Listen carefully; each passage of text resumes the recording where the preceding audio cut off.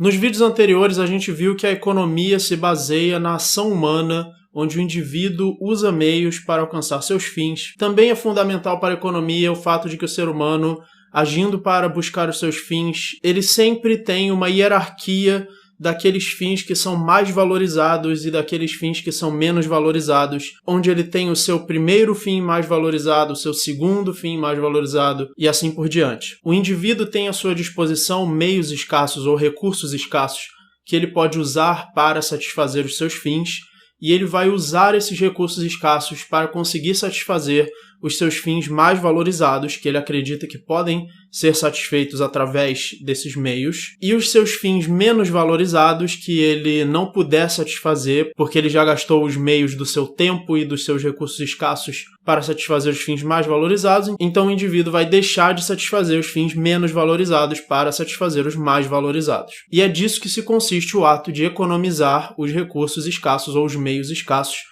da ação humana. Cada indivíduo valoriza as coisas de forma diferente. Por exemplo, um indivíduo pode valorizar mais um copo de suco de laranja do que um copo de água de coco, e o outro indivíduo pode valorizar mais um copo de água de coco do que um suco de laranja. Um indivíduo pode gastar 500 mil reais num carro, e outro indivíduo poderia achar que não vale a pena comprar esse carro nem por 50 mil. Indivíduos dão valores diferentes para coisas diferentes. Inclusive, o mesmo indivíduo dá valores diferentes às coisas em momentos diferentes. Hoje eu posso querer tomar um sorvete de chocolate e amanhã eu posso não querer, eu posso valorizar mais um sorvete de baunilha ou um hambúrguer. Portanto, o valor dos recursos escassos é subjetivo. Não existe valor intrínseco aos meios escassos, aos recursos escassos.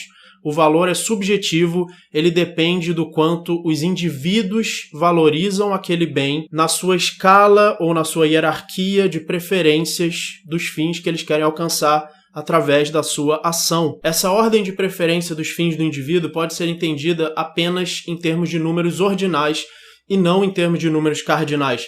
Você não pode dizer que um fim vale 500 pontos de felicidade ou satisfação e outro fim vale 300. É impossível medir o nível de felicidade, o nível de satisfação. Não existe uma unidade de medida de satisfação, felicidade, que é o que o indivíduo obtém quando ele obtém os seus fins.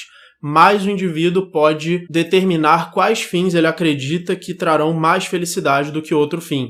Entre dois fins, por exemplo, comer um sorvete de baunilha ou comer um sorvete de chocolate, jogar futebol ou jogar basquete, o indivíduo pode definir qual dos dois ele acha que vai trazer mais felicidade a ele do que o outro, e assim ele faz uma ordem do primeiro, segundo, terceiro fins mais valorizados. E toda a valorização de meios e fins na economia se dá sempre dessa forma e nunca de uma forma quantitativa. Nunca jogar basquete vale o dobro da felicidade de jogar futebol. Você não pode calcular quantas vezes felicidade um fim traz a mais do que o outro. Você só pode ter uma ordem de preferência onde você sabe qual é o primeiro, o segundo, o terceiro e assim por diante. Esse ato do indivíduo criar uma ordem de valores e uma ordem de preferências pode ser chamado de julgamento de valor. Cada vez que o indivíduo determina essa ordem de preferências, ele está julgando o valor que cada fim tem para ele. Nós podemos dizer que essa escala de preferências é baseado na felicidade, ou na utilidade, ou no contentamento, ou na satisfação, ou no bem-estar que elas trazem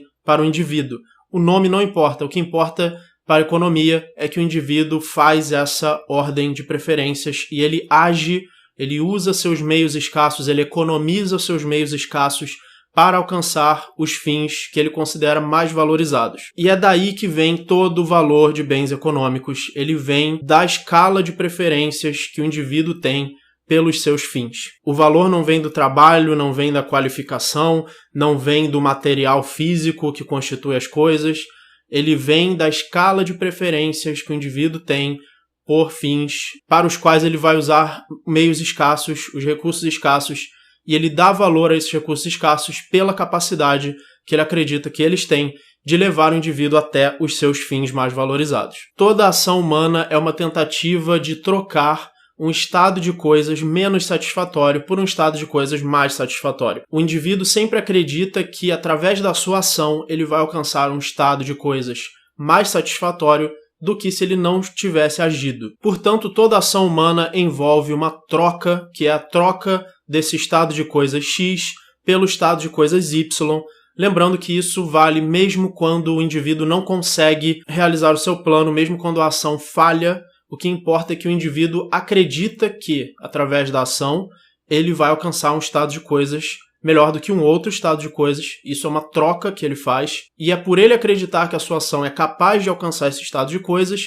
que o indivíduo age. Se o indivíduo não acreditasse que a sua ação é capaz de trazer o seu fim, ele não agiria. Quando o indivíduo age e consegue alcançar o seu fim, ele tem um ganho psicológico, um ganho psíquico através da sua ação, porque ele sente mais felicidade ou satisfação ou bem-estar, seja lá o nome que você quiser dar. E todo valor econômico, todo ganho econômico é baseado nesse ganho psíquico, nesse ganho subjetivo que o indivíduo acredita que ele obteve ao usar meios para alcançar um certo fim. Não existe valor econômico fora desse ganho psíquico. As coisas materiais, os objetos, qualquer meio da ação humana não possuiria qualquer valor se ele não fosse considerado um meio para alcançar um fim que trouxesse uma satisfação subjetiva para o indivíduo. E, portanto, todo valor econômico é subjetivo. E, inclusive, todo valor econômico é diferente de um indivíduo para o outro. Se eu pegar qualquer determinado objeto, esse objeto tem um valor diferente para mim do que ele tem para outro indivíduo, porque nós acreditamos que esse meio vai alcançar nossos fins em extensões diferentes.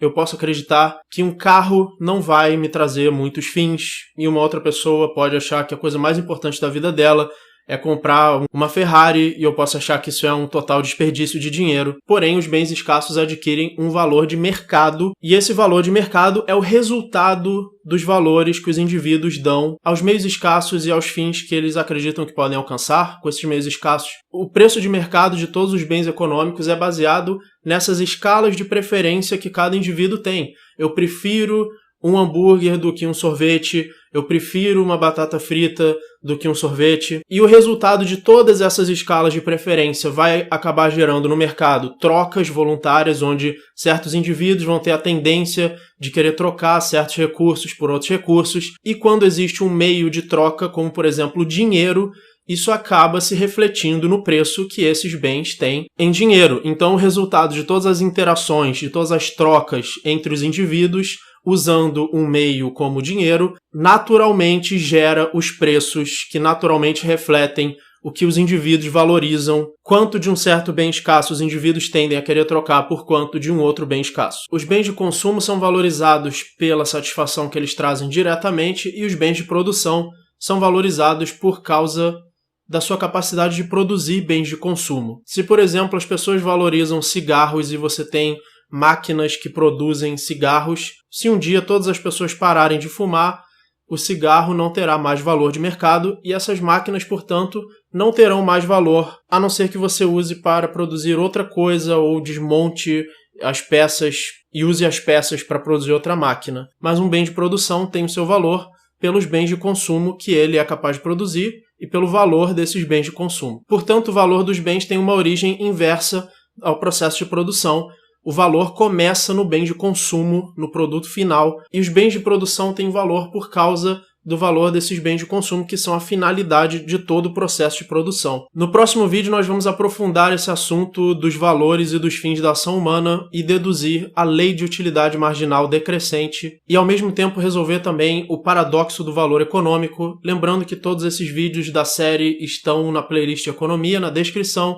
Inscreva-se no canal, ajude o canal através de doações. Muito obrigado e até o próximo vídeo.